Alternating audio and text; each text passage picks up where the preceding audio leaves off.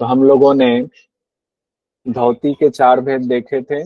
अंतर्धोती, दंत धोती, हृद धोती और मूल शोधनम। हम लोगों ने अंतर्धोती पढ़ लिया था, दंत धोती पढ़ लिया था। दंत धोती के पांच भेद बताए गए हैं। आज हम लोग धोती के जो का तीसरा प्रकार जो है हृद धोती, अब उसकी चर्चा हम करने जा रहे हैं। यानी कि इसको हृदय धोती भी कहते हैं, हृद धोती ऐसे इसको बोला जाता है। हृद धोती के बारे में कहा गया है, हृद धोती त्रिविधाम कुर्यात दंड वमन वाससा। हृद धोती के तीन प्रकार हैं। कौन से? दंड धोती, वमन धोती, वाससा धोती। वाससा धोती को ही वसन धोती कहा गया या वस्त्र धोती कहा गया है। तो पूरा नाम अगर ऐसे देखेंगे, दंड हृद धोती, ववन हृद धोती, वाससा या वसन हृद धोती, ऐसे भी पूरा नाम आप कह सकते हैं। तो हृदय धोती यानी हृदय धोती के तीन भेद हो गए, दंड, वमन और वसन धोती। दंड धोती, वमन धोती और वसन धोती। मनीमन बोलते भी जाएंगे, भले ही आपका ऑडियो बंद है, लेकिन आप बोलेंगे तो आपको याद होता चला जाएगा, आनंद भी आएगा। तो सबसे पहले हम दंड धोती देखते हैं। दंड धोती से भी बहुत सवाल आता है, क्यों आता है वो भी देखिए। लिखा है, रंभा दंडम हरिदंडम वेत्र दंडम तथैव च ऋण मध्ये चालयित्वा तु पुनः प्रत्याहरेत् क्षणे कफम पित्तम च क्लेदम रेचयेद ऊर्ध्ववर्त्मना दंड धौति विधानेन हृदय रोगम नास्येद ध्रुवम। तो एक एक चीज तो इसमें जो इम्पोर्टेंट है वो है ना, हृदय रोग। एकमात्र यही एक क्रिया है जिसमें कि कहा गया हृदय रोग का नाश होता है। तो दंड धोती से हृदय रोग का नाश होता है। एक तो ये पॉइंट इंपॉर्टेंट है, इसको लिख लीजिएगा, ये पॉइंट नोट कर लीजिएगा।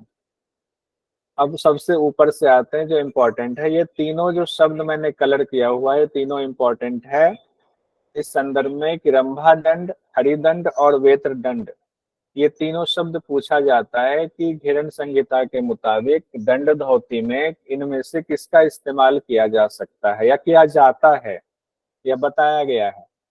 तो उसमें से चार पांच चीजें रहेंगी। हो सकता है कूट में आपको देना हो, या हो सकता है सिंगल ऑप्शन वाला है तो उसमें तीन में से कोई एक ऑप्शन होगा। तो आप तीनों याद कर लीजिए। रंभा दंड कहा गया है केले के डंठल को, हृदय दंड कहा गया, हरि दंड कहा गया है हल्दी के डंठल को, कोमल होता है। और बेत के डंठल को कहा गया वेत्र दंडम। बेत की कुर्सियां बनती है ना, तो वो है बेत। हरी दंडम हल्दी, हल्दी का जो अंदर वाला जो कोमल वाला हिस्सा होता है वो हो गया हल्दी दंड। वैसे हल्दी का दंड वैसे भी कोमल ही होता है। रंभा दंड कहा गया जो केले का जो थंब होता है उसके बीच में जो पतला वाला हिस्सा होता है जो कोमल होता है, वो हो गया रंभा दंड। तो उतना ज्यादा नहीं, इतना ये हिंदी वाला सिंपल भी याद रख लेंगे। केले के डंठल, हल्दी के डंठल या बेत का डंठल, वेत्र दंड, इन तीनों से दंड धोती किया जाता है। और कैसे किया जाता है? इन तीनों को मुंह के द्वारा अंदर तक, हृदय के मध्य तक कहा गया है। ऋण मध्य, हृदय के मध्य तक आपको अंदर ले जाना है और फिर निकालना है। बार बार ले जाना है, बार बार निकालना है। इससे क्या होता है, कहते हैं फिर कफ, पित्त और क्लेद का मुंह से रेचन हो जाएगा आपके। जैसे ये ले जाएंगे वैसे भी कोई चीज मुंह में देते हैं तो क्या होता है, उबकाई सी आती है। और जब ये केले के डंठल, हरदी के डंठल, बेत के डंठल को जब आप मुंह के अंदर ले जाएंगे, उसे हृदय के पास नहीं जाता है, ध्यान रखिएगा। हृदय तो अलग है, तो लेकिन हृदय मध्य कहा गया है। तो एक जगह, मतलब वो आप कहें कि एक तरह से बताने का तरीका है कि हृदय यहाँ पर है तो इसके पास तक डंठल जाएगा, गले के अंदर तक। तो केले के डंठल, हल्दी के डंठल, बेत के डंठल को मुंह के अंदर, हृदय के मध्य तक। लेकिन जो शब्द है उसको इसलिए रखेंगे एग्जाम की दृष्टि से इंपॉर्टेंट है। उससे क्या होगा, कफ, पित्त और क्लेद का मुंह से रेचन आपको करना है। रेचन अपने आप हो जाता है, उसको करना है, और रेचन हो तो उसको निकालना है। फिर कहा गया है इसका फल क्या है, इस धोती से हृदय रोग का नाश होता है। क्या होता है? इस धोती से हृदय रोग का नाश होता है। मेन ये है कफ, पित्त और क्लेद का मुंह से रेचन करना चाहिए। उसके बाद फल में क्या है, हृदय रोग का नाश होता है। हमने कहा हृदय रोग का नाश यहीं पर सिर्फ बताया गया है, तो इसको जरूर याद रखेंगे कि हृदय रोग का नाश किस षटकर्म की क्रिया से होता है जो घेरन संहिता में बताया गया है, तो ये इंपॉर्टेंट है, इसको और कलर कर देता हूं। हाँ, हृदय रोग का नाश होता है। ये तो हृदय धोती का पहला हो गया। हृदय धोती का दूसरा है क्या, वमन धोती। वमन धोती में क्या कहा गया है, देखिए यहाँ जो वमन धोती मतलब क्या, हम लोग जो पानी पी करके पानी निकालते हैं उसी को वमन धोती कहते हैं। लेकिन घेरन संहिता में वमन धोती बिल्कुल अलग तरीके से बताया गया है। उसको देखिए, इसको उससे मत मैच कीजिएगा, अब एकदम ध्यान से सुनिए इसको। नहीं तो वमन धोती आप सोच लेंगे जैसे हम लोग करते हैं कुंजल क्रिया वैसे ही है, नहीं है वैसे। कहते हैं भोजनांते पिबेद द्वारे चा कंठम पुरित सुधि ऊर्ध्वांग दृष्टिं क्षणं कृत्वा तज्जलं वामयेत पुनः नित्यम अभ्यास योगेन कफ पित्तम निवारयेत। भोजन के अंत में, यानी कि भोजन करने के ठीक बाद करना है, और हम लोग कुंजल जो करते हैं क्या करते हैं, खाली पेट सुबह सुबह करते हैं, ये अंतर है। तो भोजनांते, भोजन के ठीक बाद, पिवेद वारी, पानी को पीना है, कहाँ तक, कंठ तक पानी को पी लेना है। जो शुद्धि साधक हैं वो पानी को भोजन के बाद कंठ तक पी लें। और ऊर्ध्वांग दृष्टि क्षण, एक क्षण के लिए पानी ऐसे पिया और एक क्षण के लिए ऊपर उठाया, सिर को, दृष्टि को ऊपर किया, और उसके बाद तुरंत जो है उसका वमन कर दिया। किसका वमन किया, वो जो पानी पिया उस पानी का वमन कर दिया आपने। ये नहीं कि जो खाना खाया है सबका वमन कर देना, नहीं, ये नहीं कह रहे हैं। वो जो पानी आपने पिया है, यानी कि गले तक ही जो लिया हुआ उसका, वहां तक जो है उसका वमन कर देना है बस। कहते हैं नित्यम अभ्यास योगेन, नित्य इसके अभ्यास से कफ पित्त का निवारण होता है। कफ और पित्त वो आपका बैलेंस होगा, कफ पित्त जो है उससे संबंधित दोष ठीक होगा। बहुत आसान है, इसमें ज्यादा कुछ करना नहीं है। कफ और पित्त से, कफ से कौन कौन से रोग खत्म होते हैं किस अभ्यास से, उस चार्ट बना करके आपको दिया हुआ है। मीना जी कुछ कह रही है, मीना मिस्त्री जी। सर वो सुधी था वो क्या था? सुधी का मतलब होता है जो लोग ज्यादा अटेंटिव होते हैं ना। जैसे आपको कोई काम दिया गया और आप बड़ा आज्ञाकारिता होकर के टीचर के लिए और बड़ा अटेंटिव होकर के करते हैं, तो उसी के लिए सभ्यता के लिए एक शब्द का इस्तेमाल किया गया, सुधी शब्द का। सुधी साधक, सुधी साधक, उसको सुधी का मतलब वहां नाउन से है, नाउन की बात हो रही है, साधक के लिए वो शब्द इस्तेमाल किया गया है। ठीक है। अब है वसन धोती, जिसको वासिसा भी कहते हैं, जिसको वस्त्र धोती भी कहते हैं।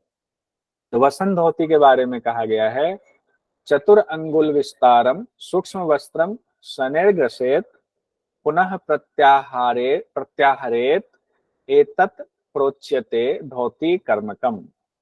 गुल्म ज्वर प्लीह कुष्ठ कफ पित्तम विनश्यति। इसमें जो कुष्ठ वाला है ना, ये बहुत इंपॉर्टेंट है, इससे संबंधित सवाल कई बार पूछा जाता है। ये कुष्ठ वाला, इसको कलर कर देता हूँ। कुष्ठ वाला इंपॉर्टेंट है, बाकी भी है, कुष्ठ सबसे इंपॉर्टेंट है।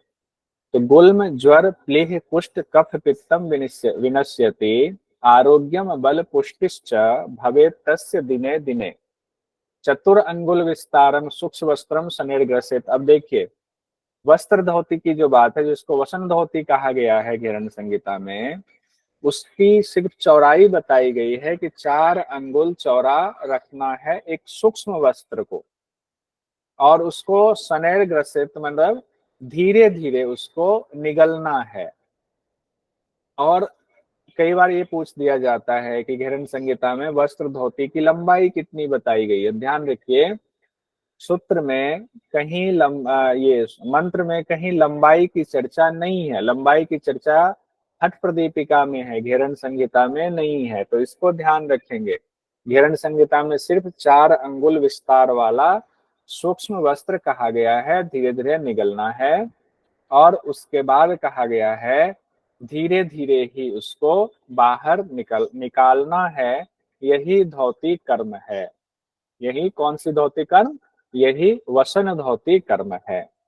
और इससे फायदा क्या होता है, तो फायदा में कहा गया है गुल्म रोग, ज्वर, प्लीहा से संबंधित रोग, कुष्ठ रोग, कफ और पित्त, इसका नाश होता है। यानी कि गुल्म रोग जो है वायु गोला बन जाता है पेट में, ज्वर हो गया आपके, फीवर आ जाना, प्लीहा होता है स्प्लीन से संबंधित, स्प्लीन में सूजन आ जाता है, तो प्लीहा से संबंधित रोग ठीक होता है। और कुष्ठ रोग, देखिए अगर एक तो ये भी अपने आप में ये यहाँ से एक क्वेश्चन आता है, कुष्ठ रोग किस धोती से ठीक होता है? तो वसंत धोती या वस्त्र धोती है, जहां भी होगा कुष्ठ रोग वसंत धोती से ठीक होता है। और कफ पित्त का भी नाश होता है किसमें? वस्त्र धोती से। और क्या होता है? कहते हैं आरोग्यम बल पुष्टिश्च भवेत् तस्य दिने दिने, यानी आरोग्यता आएगी, रोग सारे खत्म होंगे, बल होगा शरीर में बढ़ेगी, शरीर की पुष्टि होगी। ये दिनों दिन अभ्यास के बाद ये चीजें बढ़ती चली जाएंगी। उसके बाद आते हैं अब इसमें कुष्ठ वाला। अच्छा, कुष्ठ की बात आई ना, तो ये एक जगह और कुष्ठ की चर्चा है, वो है उसमें महामुद्रा में आई थिंक है, उसको एक बार चेक करना पड़ेगा। इसको कुष्ठ वाला रख लीजिए कि क्या इसके बारे में और कहीं कहा गया है, क्योंकि दो अलग अलग शास्त्रों में अलग अलग चर्चा है। तो इस पर जब मुद्रा वाले में आएंगे तो इसको वहां रिपीट करवा दूंगा, चिंता मत कीजिए, लेकिन नोट करके रखिएगा। एक तो वस्त्र धोती है ही, मूल शोधन धोती। अब उसके बाद है मूल शोधन। मूल शोधन जो है ये धोती का चौथा प्रकार है। चौथा प्रकार कौन कौन सा हुआ? चौथे में आएंगे। पहला हमने देखा अंतः धोती, दूसरा देखा दंत धोती, तीसरा हम लोगों ने देखा हृदय धोती, और चौथा है मूल शोधनम। पहला के 4 प्रकार, अंतर धोती के, दंत धोती के 5 प्रकार, हृदय धोती के 3 प्रकार, मूल शोधन का एक ही प्रकार है, अलग से कोई प्रकार इसमें नहीं है। मूल शोधन में जो बात कही गई है, अपान क्रूरता तावत यावन्न मूलम न शोधयेत तस्माद सर्व प्रयत्नेन मूल शोधनम समाचरेत, मूल शोधनम आचरेत। तो कहते हैं मूल शोधन की क्रिया क्यों करनी है? कहते हैं जब तक मूल शोधन की क्रिया नहीं करेंगे तो अपान वायु की जो बिगड़ जाता है, अपान वायु से संबंधित जो रोग होता है वो ठीक नहीं होगा। अपान वायु बिगड़ा हुआ अपान वायु ठीक नहीं होगा। अपान वायु मतलब नाभि से नीचे अपान वायु का स्थान कहा गया है। तो जैसे कॉन्स्टिपेशन वगैरह होता है तो अपान वायु कहते हैं बिगड़ गया हुआ, अपान वायु की क्रूरता का प्रकोप है ये। तो अपान वायु की क्रूरता से कई रोग हो सकते हैं, तो इसीलिए कहा गया अपान वायु की क्रूरता, अपान वायु जो बिगड़ गया वो ठीक तब तक नहीं होगा जब तक मूल शोधन नहीं होगा। इसीलिए मूल शोधन का पहले कहते हैं अभ्यास करो। उसके बाद कहा गया है पीत मूलस्य दंडेन मध्यमा अंगुली अपि वा यत्नेन क्षालियेद गुह्यम वारिना च पुनः पुनः। पीत मूलस्य, पीत मूलस्य मतलब हल्दी का दंड। देखिए आप कहेंगे ऊपर तो कुछ और नाम दिया गया था, नीचे पीत मूलस्य क्यों दिया गया? हम लोगों ने पढ़ा हुआ है, पिछली क्लास में बताया था कि अगर एक ही शब्द 2 बार आ रहा है तो ऋषि मुनि लोग उस शब्द को रिपीट करने की जगह पर, या अभी भी विद्वान लोग रिपीट करने की जगह पर, या लेखक लोग उसके लिए पर्यायवाची शब्द का, समानार्थी शब्द का इस्तेमाल करते हैं। तो पीत मूलस्य दंडेन यानी हल्दी के दंड, जड़ वाला, मूल मतलब जड़, पीत मूलस्य तो जड़ की तरफ से लेंगे, हल्दी का दंड लेंगे जड़ सही, तो उसको काट करके जड़ तो हट जाएगा लेकिन जड़ वाला हिस्सा, अंदर वाला पार्ट रहेगा। या तो इसका इस्तेमाल करेंगे या मध्यमा उंगली का इस्तेमाल करेंगे। और करेंगे क्या? इस अभ्यास को अच्छे से समझिए, बहुत इंपॉर्टेंट अभ्यास है। हल्दी का दंड जड़ की तरफ से या मध्यमा उंगली से पानी के द्वारा गुदा द्वार को बार बार धोना है। गुदा द्वार को क्या करना है? पानी से बार बार, ये रिपीटेशन हो गया, बार बार प्रक्षालन करना, धोना है। इसी से संबंधित एक क्रिया होती है जिसको कहते हैं गणेश क्रिया। गणेश क्रिया में क्या करते हैं, आपकी जो मध्यमा उंगली है इसको आप अपने गुदा द्वार में ले जाते हैं, इसमें वायलिंग करते हैं, वायल लगाते हैं, और फिर इसको घुमाते हैं गुदा द्वार में, घुमाते हैं घुमाते हैं घुमाते हैं जब तक शिथिल ना हो जाए। तो उससे क्या होता है, आपके जो गुदा द्वार की मांसपेशियां हैं वो मजबूत हो जाती। ये बहुत इंपॉर्टेंट, बहुत लाभकारी है। इससे क्या हो गया आपका, इसी को कहते हैं कि मूल शोधनम, हल्दी का दंड या मध्यमा उंगली से। और घेरन संहिता में क्या कहा गया है? पानी के द्वारा उसका प्रक्षालन करेंगे गुदा द्वार का। इस तरीके से पूरा तरीका आपने देख लिया। अब आगे देखिए, उसके बाद कहते हैं वार्येत कोष्ठ काठिन्य आम आजीर्ण कारणम कांति पुष्टयोश्च दीपनम वहनी मंडलम। तो इससे क्या क्या रोग दूर होगा जब ये अभ्यास करेंगे मूल शोधन का? तो कोष्ठ काठिन्य, जो कब्ज वाली समस्या है अगर किसी को है तो वो दूर होगा, अपान वायु के से संबंधित है। चक्री कर्म, हाँ चक्री कर्म उधर आया हुआ, ठीक है। अमाजीर्ण की समस्या, आंव के साथ जिनको अनपच होता है तो उसको अमाजीर्ण कहते हैं। कांति बढ़ती है इससे, पुष्टि होती है, और जठराग्नि दीप्त होती है। ठीक है, दीपनम वहनी मंडलम, तो जठराग्नि दीप्त होती है। कोष्ठकाठिन्य, अमाजीर्ण, कांति बढ़ती है, पुष्टि होती है शरीर की, जठराग्नि दीप्त होती है। अभी ध्यान रखिएगा, कल तो समय कम मिला तो हम लोग क्वेश्चन नहीं कर पाए थे, आज हम लोग क्वेश्चन भी करेंगे। सब लोग ध्यान से स्लिप देखिए, क्वेश्चन किसी से भी पूछा जा सकता है। अब उसके बाद है बस्ती क्रिया। धौती हो गया, धौती के बाद बस्ती क्रिया। धौती में तो बहुत सारे प्रकार आ गए, एक तो 4 प्रकार, चारों के भी अलग अलग, एक के 4, एक के 5, एक के 3, एक के 1। अब जोड़ लीजिए कितने हो गए, 4 हो गए, एक के 5 हो गए, एक के 4 5 9, एक के 3 हो गए, 9 3 12, और एक के हो गए 13। वैसे 13 हो गया। बस्ती क्रिया में कहा गया है जल बस्ती ही शुष्क बस्ती वस्ती च द्विविधो स्मृतो जल बस्ती जले कुर्यात। और कहा गया है शुष्क बस्ती सदाक्षितो। तो बस्ती के 2 प्रकार हो गए, जल बस्ती और शुष्क बस्ती। शुष्क बस्ती को ही स्थल बस्ती कहते हैं, ध्यान रखिए, शुष्क बस्ती को ही स्थल बस्ती कहते हैं। बस्ती के 2 प्रकार हो गए, जल बस्ती, शुष्क बस्ती। जल बस्ती को जल में करते हैं और शुष्क बस्ती को सदा क्षिति मतलब पृथ्वी पर, जमीन पर किया जाता है। ये भी बहुत आसान है, इसमें बहुत ज्यादा समय देने की जरूरत नहीं है। और आपको पता है जल बस्ती के कितने भेद होते हैं। जल बस्ती को अब देखते हैं कैसे किया जाता है। घेरण संहिता हम लोग पढ़ रहे हैं, और घेरण संहिता में जल बस्ती के बारे में क्या विधि बताई गई है वो देखते हैं। कहते हैं नाभि मग्न जले पायु न्यस्तवान उत्कट आसनम आकुंचनम प्रसारम च जल बस्तिम समाचरेत प्रमेहम च उदावर्तम क्रूर वायुम निवारयेत भवेत स्वच्छंद देहस्य काम देव समो भवेत। कहा गया है कि नाभि तक जल में आप जाएंगे, और नाभि तक जल में जाकर के आपको उत्कट आसन लगाना है।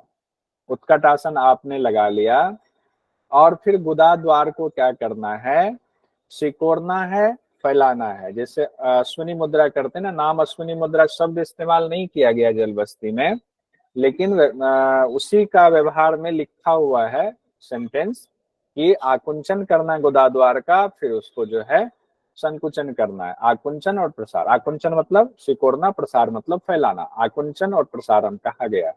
यही जलबस्ती है, जलबस्ती समाचरित। अब इससे होता क्या है, प्रमेह रोग दूर होता है, उदावर्त रोग दूर होता है। क्रूर वायु यहाँ भी कही गई, यहाँ भी क्रूर वायु से मतलब वही है, अपान वायु। क्रूर वायु का मतलब यहाँ भी अपान वायु ही है। अपान वायु के जो रोग हैं वो दूर होते हैं। भवेत स्वच्छंद देह, शरीर में स्वच्छता आती है, और कामदेव के समान हो जाता है शरीर। तो प्रमेह का मतलब क्या होता है, यौन रोग को प्रमेह के नाम से कहते हैं। यौन रोग हो गया प्रमेह, उदावर्त हो गया गुदा द्वार का रोग, क्रूर वायु हो गया अपान वायु बिगड़ने से जो रोग होते हैं उसको क्रूर वायु कहते हैं। ये सब खत्म होता है किससे, जलबस्ती से, और शरीर कामदेव के समान हो जाता है। अच्छा, एक और अभ्यास हम लोगों ने ऊपर पढ़ा था जिसमें कहा था कि नाभि मग्न जले, नाभि तक जल में जाकर के अभ्यास करना है। कौन सा अभ्यास था, किन्हीं को याद है? पानी नाड़ी में कहाँ प्रक्षालन जाते है। हैं? सर बहिष्कृत धोती में नाड़ी प्रक्षालन, जिसमें शक्ति नाड़ी की चर्चा आई है उसमें। हाँ, उसी शक्ति में शक्ति नारी नाभि चर्चा नग्न है ना, जले उसमें स्थित हो। कितना हम लोगों ने देखा था, लिखवाया भी था। शक्ति नारी कई बार मैंने रिपीट किया था, शक्ति नारी शक्ति नारी शक्ति नारी याद करना। और आज जो मैंने नोट्स दिया उसमें कलर करके आपको भेजा हुआ है। आइए, तो ये वाला भी हमारा हो गया। ये कौन सा हो गया, बस्ती में जल बस्ती हो गया। अब आते हैं शुष्क बस्ती वाला। शुष्क मतलब होता है, इसको स्थल बस्ती भी कहते हैं। तो कहा गया पश्चिमोत्तान तो बस्ती चालयित्वा शनैः शनैः अश्विनी मुद्रया पायुम कुंचियेत प्रसारियेत एवं अभ्यास योगेन कोष्ठ दोषो न विद्यते विवर्धयेत जठराग्नि आम्रवातम विनाशयेत। अब इसमें अश्विनी मुद्रा शब्द लिखा हुआ, हालांकि ऊपर में नहीं लिखा था, बात एक ही है, नहीं लिखने के बावजूद अश्विनी मुद्रा के बारे में कहा गया है। कहते हैं पश्चिमोत्तान आसन लगाएंगे। पहले ही कह दिया गया कि जो है शुष्क बस्ती छितो, छितो मतलब जमीन पर करते हैं, तो जमीन पर आपने पश्चिमोत्तान आसन लगा लिया। पश्चिमोत्तान आसन लगा करके आप क्या कर रहे हैं, अश्विनी मुद्रा के द्वारा आप अपने प्रदेश को, गुदा प्रदेश का आयु आकुंचन कर रहे हैं। पायुम आकुंचन प्रसारियत, दो भी अश्विनी मुद्रा भी कह दिया गया और आकुंचन प्रसारियत भी कह दिया गया, तो दो बार रिपीट किया गया शब्द को, तो इसका इंपॉर्टेंस होगा। एवं अभ्यास योगेन, जब ये अभ्यास करते हैं तो कोष्ठ दोष का नाश होता है, कोष्ठ दोष नहीं रहता है। विवर्धियत जठराग्नि, जठराग्नि का जो है वर्धन होता है। जठराग्नि, और आगे कहा गया है आमवात विनाशित, वात से संबंधित आमवात वाला जो रोग होता है, आमवात भी वात से ही होता है, तो वात वाला रोग कह सकते हैं या आमवात ही इसको लिखेंगे, क्योंकि एग्जाम में ना शब्द पे बहुत ज्यादा जोर दिया जाता है। तो आमवात का जो रोग होता है वो दूर होता है। कौन कौन सा हो गया, कोष्ठ दोष नहीं होगा, उसके बाद जठराग्नि नहीं, जठराग्नि प्रज्वलित होगी, आमवात का शमन होगा। तीन चीजें इसमें कही गई हैं। तो ये हमारा हो गया, बस्ती हो गया। तो धौती बस्ती नेति पर अब हम लोग आते हैं, नेति क्रिया में देखते हैं। वितस्तिमानम सूक्ष्म सूत्रम नासा नाले प्रवेशयेत, मुखाग्नि, तो कहा गया मुखात निर्गमयेत पश्चात प्रोच्यते नेति कर्मकम, साधनात् नेति कार्यस्य खेचरी सिद्धि आपनुयात, कफ दोषा विनश्यन्ति दिव्य दृष्टि प्रजायते। जब हम पढ़ रहे हैं ना तो आप लोग भी पढ़ने की कोशिश कीजिए। देखिए ये बड़ा जो है एक साथ मिला हुआ है, इसको हमने तोड़ के लिखा हुआ है, मुखात निर्गमयेत पश्चात, ठीक है, इस तरह से आपको भी पढ़ना है। वितस्तिमानम सूक्ष्म सूत्रम नासा नाले प्रवेशयेत, वितस्ति का मतलब होता है एक बित्ता, ये जो है ना ये बित्ता यहाँ से लेकर के इस जगह तक, इसको एक बित्ता भर बोलते हैं, उसी को वितस्ति कहते हैं। तो कहते हैं एक बित्ता भर सूक्ष्म सूत्र लेंगे, उसको नासा नाल में यानी नासिका के नाल में प्रवेश कराएंगे, और फिर मुख से निर्गम करना, यानी मुख के द्वारा उसको बाहर निकाल लेंगे। ये जो क्रिया है यही नेति कर्म है। कहने को तो कितनी आसानी से कह दिया गया, लेकिन जब शुरुआत में हम नेति कर्म करते हैं, यहाँ पर नेति में सिर्फ एक ही बताया गया, जल नेति नहीं बताया गया, सिर्फ सूत्र नेति की चर्चा है। तो करते हैं तो कितना समय लगता है, कितना ज्यादा मेहनत करनी पड़ती है, और कितनी जो है छींक आती है, पता नहीं, अभ्यास धीरे धीरे हो पाता है, अचानक से नहीं होता है।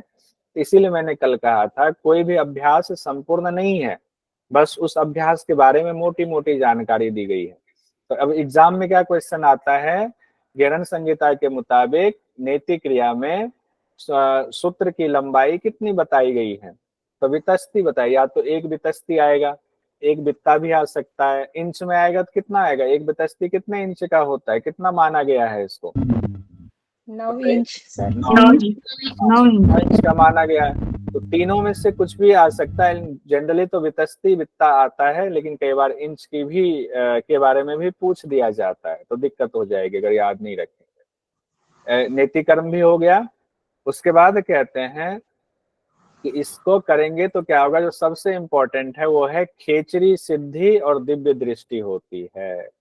इसकी साधना साधनात् नेति कार्यस्य, तो जब नेति कार्य की साधना करते हैं और जब नेति कर्म जो आपका बहुत सिद्ध वाली स्थिति में होता है, तो खेचरी सिद्धि आपनुयात, यानी खेचरी की सिद्धि होती है। बहुत इंपॉर्टेंट है, ये नोट कर लीजिएगा।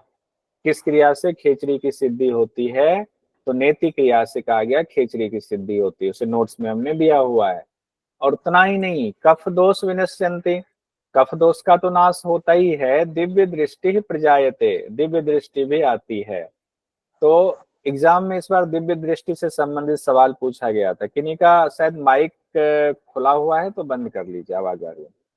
तो क्रिया एक बार फिर देख लीजिए। एक वितस्ती लंबा सूक्ष्म धागा नासिका में डालें, मुख से बाहर निकालेंगे, इससे खेचरी की सिद्धि होती है, कफ दोषों का निवारण होता है, दिव्य दृष्टि प्राप्त होती है। तो हो गया। अब आते हैं हम लोग लौलिकी। लौलिकी मतलब नौली क्रिया। तो कई बार जब हम शुरू में पढ़ते हैं तो सोचते हैं कि ये नौली है कि लौलिकी है, क्या बोले। तो लौलिकी ही कहा गया है, उसी को हम लोग आम भाषा में आधुनिक युग में नौली क्रिया बोलते हैं। तो इसके बारे में क्या कहा गया है, अमंद वेगेन तुंदम भ्राम्येद उभ पार्श्वयोः सर्व रोगानि हंति देहा नल विवर्धनम।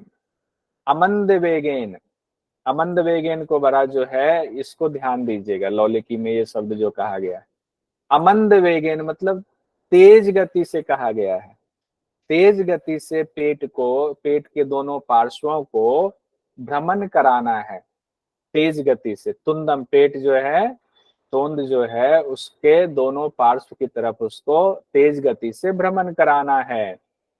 क्या होगा इससे, सर्व रोग, सभी रोग का जो है ये नाश कर देगा और देह की अग्नि को बढ़ाएगा, शरीर की अग्नि को बढ़ाएगा।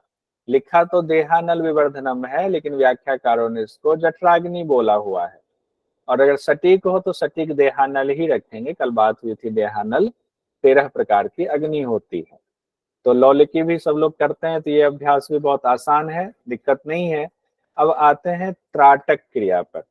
नौली के बाद आते हैं त्राटक क्रिया के बारे में क्या कहा गया है। कहते हैं निमेष उन्मेषकम त्यक्त्वा सूक्ष्म लक्ष्यम निरीक्षयेत पतंती यावद श्रोणी त्राटकम प्रोच्यते बुधैः एवं अभ्यास योगेन सांभवी जायते ध्रुवम नेत्र रोगो विनश्यन्ते दिव्य दृष्टि प्रजायते। इसमें भी दिव्य दृष्टि कहा गया है कि दिव्य दृष्टि आती है। पहले ऊपर से देख लेते हैं, निमेष और उन्मेष की बात की गई है। तो निमेष क्या है, उन्मेष क्या है। जो पलकें आप झपकाते हो उसी को निमेष उन्मेष कहा गया है। तो कहते हैं कि पलक नहीं झपकाना है, आंख से सूक्ष्म लक्ष्य का निरीक्षण करना है बिना पलक झपकाए। निमेष उन्मेष का त्याग कर दीजिए, फिर सूक्ष्म लक्ष्य का निरीक्षण कीजिए। कब तक निरीक्षण करेंगे सूक्ष्म लक्ष्य का, तो कहते पतंती यावद श्रोणी, जब तक कि आंखों से आपके आंसू ना आ जाए तब तक आप सूक्ष्म लक्ष्य का बिना पलक झपकाए निरीक्षण कीजिए। इसी को त्राटक क्रिया कही गई है, कहते हैं। और एवं अभ्यास योगेन, इसके अभ्यास से सांभवी मुद्रा, सांभवी देखिए सांभवी सिद्धि की बात की गई है। सांभवी जायते ध्रुवम, ये भी इंपॉर्टेंट है, इसको भी कलर कीजिए। सांभवी, दो बातें आ गई, सांभवी और दिव्य दृष्टि। तो अब देखिए ऊपर हमने क्या पढ़ा था, जिसमें खेचरी मुद्रा की बात आई थी, रिकॉल कर लीजिए। खेचरी मुद्रा किस में था बताइए। नेति। नीति नेति में, नेति में। तो खेचरी मुद्रा था नेति में, और उससे भी दिव्य दृष्टि की बात हो रही थी। और यहाँ त्राटक में क्या कहा गया है, सांभवी सिद्धि होती है और दिव्य दृष्टि इसमें भी होती है। एक बार और देखिए, पूरा देख लेते।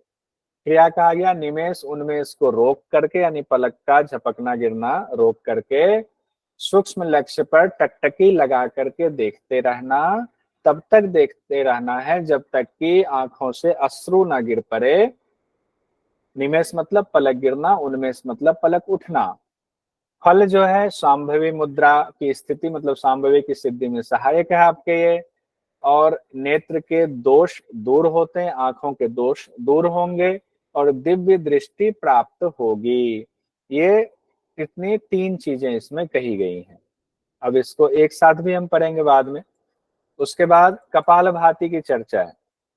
कपालभाति 3 प्रकार की बताई गई, एकमात्र ये शास्त्र है जिसमें कपालभाति को 3 प्रकार का बताया गया। वैसे तो जो हम लोग अभ्यास कपालभाति का करते हैं, या पूरी दुनिया कपालभाति का अभ्यास करती है, जनरल वाला जो सिंपल ये वाला, उसमें कहीं भी उसका तो कहीं जिक्र मिलता ही नहीं है, कहीं पढ़ा ही नहीं, कहाँ पर है वो। तो वो गुरु शिष्य परंपरा से आया हुआ है, उसका जिक्र जनरली इन किताबों में नहीं दिया हुआ है। यहाँ जो कपालभाति का जिक्र है, इसमें से भी हम लोग ये कपालभाति तो करते ही हैं, वातक्रम व्युत्क्रम शीतक्रम ये कर लेते हैं, ये तीनों ही कपालभाति हम लोग करते हैं। लेकिन ये वाला कपालभाति पेट को झटका देने वाला नहीं है, इसमें ध्यान रखिए। क्या कहा गया है, वात क्रमेण व्युत क्रमेण शीत क्रमेण विशेषतः भाल भाति त्रिधा कुर्याद कफ दोषम निवार्येत निवार्यते। इसको कहा गया है वातक्रम, व्युत्क्रम और शीतक्रम। ये 3 प्रकार कहा गया है किसके, इसको एक नाम और दिया गया भाल भाती। कपाल भाती को भाल भाती, ये भाल मतलब ये वाला हिस्सा, भाल भाती, कपाल वाला भी यही है। तो भाल भाती कहा गया, इससे क्या होता है, कफ दोष का निवारण होता है। वातक्रम, व्युत्क्रम, शीतक्रम भेद से भाल भाती 3 प्रकार से कही गई है, इससे कफ दोष का निवारण होता है। अब वातक्रम क्या है, ईडिया पूर्येद वायु रेचयेद पिंगलिया पुनः पिंगलिया पूर्यत्वा पुनर्चंद्रेन रेचयेत पूरकम रेचकम कृत्वा वेगेन नातु धारियेत एवं अभ्यास योगेन कफ दोषम निवारियेत। कहते हैं इड़ा से पूरक कीजिए, पिंगला से रेचन कर दीजिए, फिर पिंगला से पूरक कीजिए और चंद्र से उसके बाद रेचक कर दीजिए, मतलब इड़ा से रेचक कर दिए। तो अनुलोम विलोम जैसे करते हैं वैसे बताया गया है कि अनुलोम विलोम कीजिए। और खास कहा गया पूरक रेचक कृत्वा, जब पूरक रेचक आप कर रहे हैं ना दोनों से, तो वेगेन नातु धारिये, तो वेग पूर्वक नहीं करेंगे, धीरे धीरे करेंगे। तो सोचिए कि ये क्या कहा गया है, धीरे धीरे करना है, तो मतलब कि अनुलोम विलोम वाला अभ्यास ही कहा गया है एक तरह से। एवं अभ्यास योगेन कफ दोषम निवारिये, ऊपर ही कफ दोष कह दिया गया, तो इसमें भी रिपीट किया गया कि कफ दोष का निवारण होगा। अब देखिए कोई कहे वातक्रम कैसे होता है, तो अनुलोम विलोम की तरह याद कर लीजिए, अनुलोम विलोम की तरह बिना कुंभक के अनुलोम विलोम आप कर रहे हैं, सिंपल, कोई उसमें संख्या भी नहीं बात कही गई है, उसी को वातक्रम कहा गया है। पूरक रेचक की इसे ना हो, ये सावधानी बरतनी। उसके बाद व्युत्क्रम की चर्चा है, कहते हैं नासाभ्याम जलमाकृष्य पुनर्वक्त्रेण रेचयेत पायम पायम व्युत्क्रमेण श्लेष्म दोषम निवारियेत। कहा गया दोनों नासिका से जल को पीना है, फिर मुंह से उसका रेचन कर देना है, पायम पायम व्युत्क्रमेण, सावधानी से धीरे धीरे व्युत्क्रम का अभ्यास करना है। इससे क्या होगा, श्लेष्म दोष दूर होगा, यानी कफ दोष का निवारण होगा। मुंह से नाक से पीना है, मुंह से निकालना है, नाक से पीना, मुंह से निकालना है। लेकिन ध्यान रखिए कुछ ग्रंथ में, कुछ ग्रंथकारों ने जो व्युत्क्रम कहा गया है ना, पायम पायम व्युत्क्रमेन, उसके लिए कहा है कि नहीं, इसका मतलब है कि नाक से लेना है, मुंह से निकालना है, फिर मुंह से लेना है, नाक से निकालना है, दोनों क्रिया एक साथ करनी है व्युत्क्रम में। लेकिन ज्यादातर व्याख्याकारों ने यही कहा है कि नाक से पीना है और मुंह से निकालना है, ये है। इसीलिए हमने भी इसको वही लिखा है कि नाक से लेना है, मुंह से निकालना है। कफ दोष का निवारण, तीनों में ही कफ दोष का निवारण कहा गया है। उसके बाद है शीत क्रम, तीसरा कपाल भाती। शीत क्रम में कहा गया है शीत कृत्य पित्वा वक्त्रेन नासा नले विरेचयेत एवं अभ्यास योगेन कामदेव समो भवेत। इसमें कामदेव के समान शरीर हो जाता है। ना जायते वार्धकम च ज्वरो नैव प्रजायते भवेत स्वच्छंद देहस्य कफ दोषम निवारियेत। शीतकारी कपाल भाती कैसे करेंगे, तो पित्वा वक्त्रेन, पानी पीना है वक्त्रेन से, मुंह से, और नासा नाले विरेचयेत, तो नासिका के नली से उस पानी को बाहर निकाल देना है। एवं अभ्यास योगेन, जब ये अभ्यास आप करते हैं तो कामदेव के समान शरीर हो जाता है। और कहा गया है कि ज्वर आपको कभी नहीं हो सकता है, वार्धक्य यानी कि बुढ़ापा भी नहीं आती है, ज्वर भी नहीं होता है, शरीर स्वच्छ हो जाता है, कफ दोष का नाश हो जाता है, ये चीजें कही गई हैं। अब यहाँ पर आपका षटकर्म वाला कंप्लीट हो गया। एक बार इसको पूरा षटकर्म को एक साथ देख लीजिए। धोती बस्ती नेति लौलकी त्राटक कपाल भाती, तो इसको एक साथ देखिए। धोती में क्या 4 है, अंतर्धोती, दंत धोती, हृदय धोती, मूल शोधनम। अंतर्धोती में वातसार, वारिसार, वहनीसार, बहिष्कृत। दंत धोती में हो गया दंत मूल, जिह्वा मूल, कर्ण रंध्र, चूंकि कान के 2 रंध्र हैं तो 2 हो गया इसमें, कपाल रंध्र। उसके बाद हृदय धोती में दंड धोती, वमन धोती, वसन धोती। उसके बाद मूल शोधनम एक ही है। बस्ती में आ गए जल बस्ती, शुष्क बस्ती। नेति में सिर्फ सूत्र नेति की चर्चा है, 1 वितस्ती लंबा यानी 9 इंच लंबा, या 12 अंगुल भी कहा जाता है, ये छूट गया था, अच्छा हुआ यहाँ रिपीटेशन में आ गया। 9 इंच या 12 अंगुल कहा जाता है, या आधा हाथ लंबा भी कहा जाता है, कोई भी शब्द आए आप मार देना, ठीक। लौलिकी क्या हुआ, पेट को तीव्र गति से दोनों ओर घुमाना चाहिए, त्राटक में बिना पलक झपकाए सूक्ष्म लक्ष्य को देखना, आंसू गिरने तक। कपालभाति में हमने पढ़ा वातक्रम, व्युत्क्रम, शीतक्रम। वातक्रम अनुलोम विलोम की तरह बिना कुंभक के, बिना गिनती के। व्युत्क्रम में पानी नाक से और मुंह से निकालना है। शीतक्रम में मुंह से पानी पीना है, नाक से निकालना है। ये पूरा षटक्रम हम लोगों ने पढ़ लिया हुआ है। उसके बाद है ये इंपॉर्टेंट निचोड़ देख लीजिए, षटकर्म के किस किस अभ्यास से दिव्य दृष्टि मिलती है। तो कहा गया है कपाल रंध्र हम लोगों ने पढ़ा हुआ था उधर। कपाल रंध्र किसका है प्रकार, ये कपाल रंध्र कौन सी धोती का प्रकार है बताइए जल्दी से। कपाल रंध्र दंत धोती। दंत धोती का प्रकार है, बहुत बढ़िया, दंत धोती का है।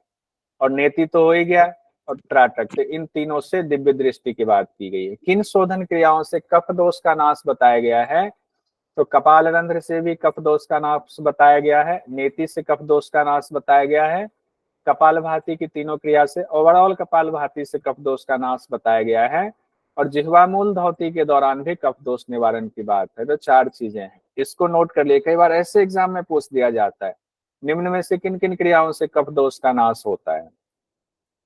किन शोधन क्रियाओं से कफ और पित्त दोष का नाश होता है। कफ और पित्त भी कई जगह आया हुआ, तो 3 जगह आया, कहाँ, दंड धोती में, वमन धोती में, और वसन यानी वस्त्र धोती में।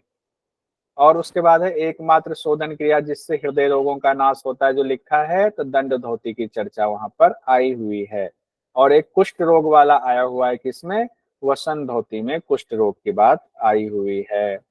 अब कुछ क्वेश्चन देख लेते हैं। आज सोनू जी ने कल हमारा थोड़ा सा में लिया था, आज हम उनका ले लेते हैं, माफी चाहूंगा ऐसे कह रहा हूँ, तो ऐसे भी समय दे ही देंगे। तो घेरन संहिता के मुताबिक अग्निसार धोती में नाभि ग्रंथि को मेरु पृष्ठ से कितनी बार लगाना चाहिए, जल्दी से आंसर। 100 बार 100 बार सर। 100 बार लगाना 100 चाहिए। बार 100 बार ठीक है, हो गया 100 बार, बढ़िया। घेरन संहिता में दंतमूल धोती के लिए किस किस रस का प्रयोग बताया गया है। खादी रस बहुत बढ़िया। खादी रस और शुद्ध मिट्टी। खादिर रस और शुद्ध मिट्टी कहा गया, तो इसमें खादिर रस ही है सिर्फ, तो खादिर रस आ गया। उसके बाद आते हैं तर्जनी और अनामिका से मार्जन की बात किस अभ्यास के दौरान की गई है बताइए। तर्जनी और अनामिका,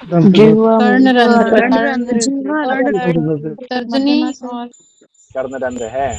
तो जून 2024 जो भी कोई हुआ एग्जाम जो कि रद्द हो गया, उसमें पूछा गया घेरन संहिता के अनुसार निम्नलिखित में से कौन सी शोधन क्रिया दिव्य दृष्टि प्रदान नहीं करती। अभी 3 आपने पढ़ा, उसके अलावा एक बता दीजिए। कर्णधोती।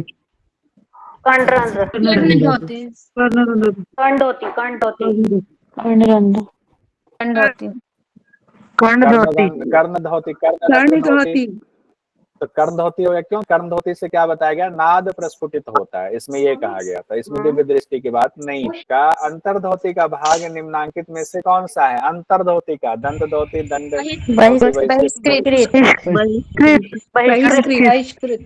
बहिष्कृत धोती है। तो क्वेश्चन थोड़े से और बचे हुए हैं, थोड़े से क्वेश्चन और हैं, वो भी ले ही लेते हैं। धौतिर्वस्की तथा नेति लौर्लिकी त्राटकम तथा निम्न में से किस ग्रंथ में लिखा हुआ है। इसमें क्या है, नेति पहले है लौलिकी बाद में, और हठ प्रदीपिका में लौलिकी पहले होगा नेति बाद में होगा, ये ध्यान रखिएगा। घेरन संहिता के अनुसार धोती के कितने प्रकार बताए गए हैं। 4 प्रकार। 4 प्रकार। जल्दी जल्दी फटाफट करते हैं क्योंकि इसमें कोई रुकने वाली बात नहीं, जहां रुकना होगा रुकेंगे। निम्न में से घेरन संहिता के मुताबिक धोती के अंतर्गत नहीं है। अब धोती के अंतर्गत नहीं है, क्या नहीं है धोती के अंतर्गत। शंख प्रक्षालन नहीं है, घेरन संहिता में चर्चा ही नहीं हो, तो हम लोगों ने बाहर से उसको ऐड एक्स्ट्रा नॉलेज में दिखाया था ना। निम्न में से घेरन संहिता के मुताबिक अंतर धोती के प्रकार को पहचाने और सही कूट का चयन करें। अब इसमें थोड़ा सा रुकना पड़ेगा। तो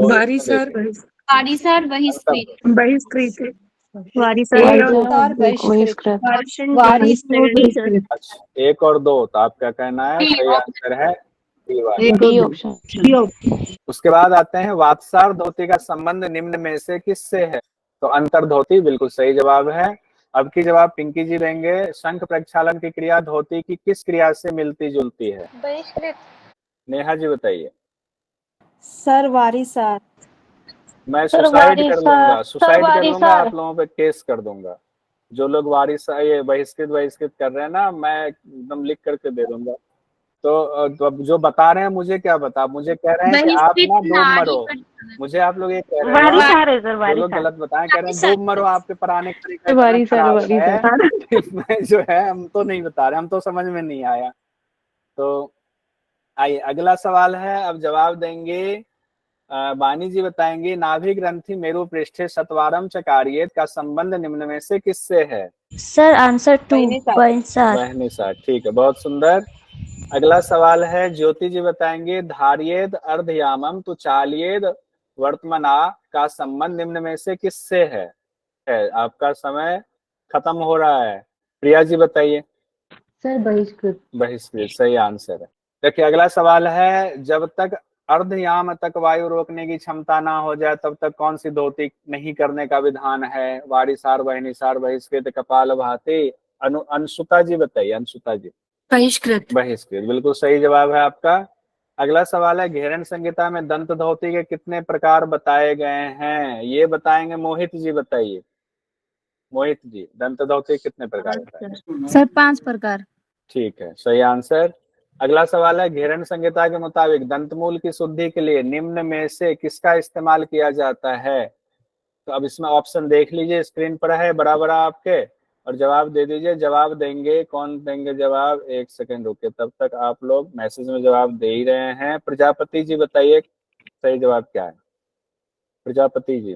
सर नंबर 4 खेर का रस और शुद्ध मिट्टी। बहुत सुंदर, बहुत सुंदर, ज्योति जी ने जवाब दिया। अगला सवाल है, घेरन संहिता के मुताबिक सूची 1 और 2 का मिलान करें, सही कूट का चयन करें। तो सही कूट भी नीचे आ रहा है, थोड़ा छोटा कर देते हैं, फुल आ जाएगा। लीजिए सही कूट, यहाँ तक चयन कीजिए। दंतमूल, जिह्वामूल, कर्णरंध्र, कपाल रंध्र, नाद की अनुभूति, दिव्य दृष्टि, मार्जन, दोहन। नाद की। इसका सही जवाब देंगे अंजलि जी। आप माइक खोलिए और बताइए क्या है। 3 नंबर सर। अंजलि जी, ज्योति जी रुक जाइए, अभी रुक सर जाइए। 3 नंबर, थर्ड नंबर सही है। थर्ड थर्ड नंबर नंबर सही सही है है।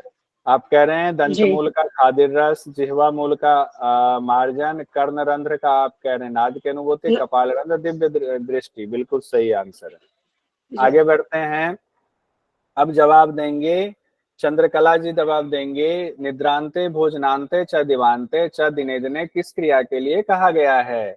चंद्रकला जी जवाब देंगे, बाकी लोग मैसेज में करेंगे। बहिष्कृत धोती, दंत धोती, जिह्वामूल धोती, कपाल रंध्र धोती। जल्दी से बताइए सही आंसर क्या है? कपाल रंध्र धोती बिल्कुल सही आंसर। अगला सवाल है, घेरन संहिता में हृद धोती के कितने प्रकार बताए गए हैं? मिलन जी जवाब देंगे, जल्दी बताइए। हृद धोती के कितने प्रकार बताए गए हैं? सोमपीठी जी जवाब दीजिए। सोमपीठी जी, घेरन संहिता में हृद धोती के कितने प्रकार बताए गए हैं? 3 प्रकार सर। 3 प्रकार बिल्कुल सही जवाब। अगला सवाल है, निम्न में से कौन सा हृद धोती के प्रकार नहीं है? हृद धोती का नहीं है, दंड, वमन, सूत्र, वसन। सब लोग मैसेज में भी जवाब दे रहे हैं। शारदा जी बताइए, निम्न में से कौन सा हृद धोती के प्रकार नहीं है? सूत्र सर। बहुत सही जवाब। घेरन संहिता के मुताबिक सूची 1 और सूची 2 का मिलान करें और सही कूट का चयन करें। इसका जवाब देना सब लोग मैसेज में दीजिए। समझिए, पहले थोड़ा समय लगेगा, तब तक मैं पूछता हूँ किनसे पूछूं। मनीषा जी बता दीजिए। मनीषा जी। फोर्थ ऑप्शन पूरा नहीं दिख रहा। फोर्थ ऑप्शन पूरा नहीं दिख रहा, चलिए सूची का तो यहाँ जरूरत है नहीं। हाँ लीजिए, फोर्थ ऑप्शन भी आ गया आपके।